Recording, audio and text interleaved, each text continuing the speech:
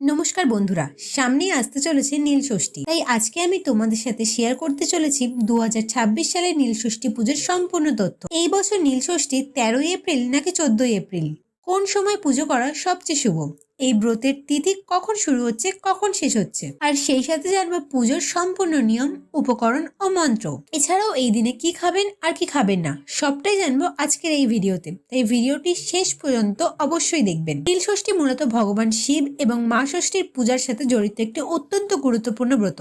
বিশেষ করে মায়েরা সন্তানের মঙ্গল কামনায় এই ব্রতটি পালন করে থাকেন। বিশ্বাস করা হয় নিষ্ঠা ও ভক্তি ভরে এই ব্রত পালন করলে সন্তানের সুস্বাস্থ্য, দীর্ঘায়ু এবং সুখ সমৃদ্ধি লাভ হয়। 2026 সালে ষষ্ঠী তিথি শুরু হচ্ছে 12ই এপ্রিল রবিবার রাত 9:31 এবং এই তিথি শেষ হচ্ছে 13ই এপ্রিল সোমবার রাত 9:37। তাই উদয় তিথি অনুযায়ী 13ই এপ্রিল সকালবেলা এই ব্রত পালন করা এবং পুজো করা সবচেয়ে শুভ হিসেবে ধরা হয়। অর্থাৎ 2026 সালে নীল ষষ্ঠী পালিত হবে 13ই এপ্রিল সোমবার। এই দিনে সাধারণত মায়েরা উপবাস রাখেন এবং সারাদিন নিরামিষ আহার গ্রহণ করেন। অনেকেই নির্জলা উপবাসও পালন করে থাকে, তবে নিজের শরীরের কথা মাথায় রেখে এই ব্রত পালন করা সবচেয়ে ভালো।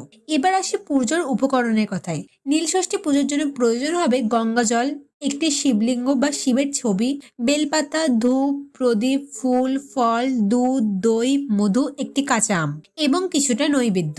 একটি ছোট থালায় প্রদীপ জ্বালিয়ে পুজো করতে হবে। এই দিনে ঘিয়ের প্রদীপ জ্বালানোটা সবচেয়ে শুভ বলে মনে করা হয়। পুজোর সময় প্রথমে স্নান করে পরিষ্কার বস্ত্র পরিধান করতে হবে।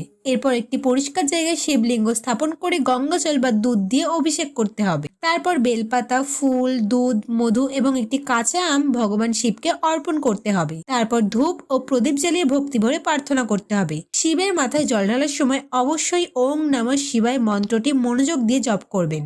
পুজোর শেষে মা ষষ্ঠীর কাছে সন্তানের সুস্থতা, দীর্ঘায়ু এবং মঙ্গল কামনা করে প্রার্থনা করতে হবে। অনেকেই এই দিনে বটগাছ, শিব মন্দির বা গঙ্গার তীরে গিয়ে পুজো করে থাকেন।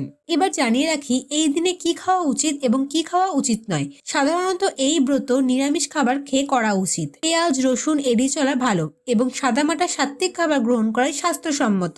বন্ধুরা, নীল ষষ্ঠী শুধুমাত্র একটি ব্রত নয়, এটি বিশ্বাস, ভক্তি এবং সন্তানের প্রতি মায়ের ভালোবাসার এক সুন্দর প্রতীক। তাই যারা এই ব্রত পালন করো তার অবশ্যই নিষ্ঠা এবং ভক্তির সাথে এই ব্রত পালন করবে। ভিডিওটি যদি ভালো লাগে তাহলে অবশ্যই লাইক করো, শেয়ার করো এবং এমন আরো ভিডিও দেখতে আমাদের চ্যানেলটি সাবস্ক্রাইব করে দিও। ধন্যবাদ।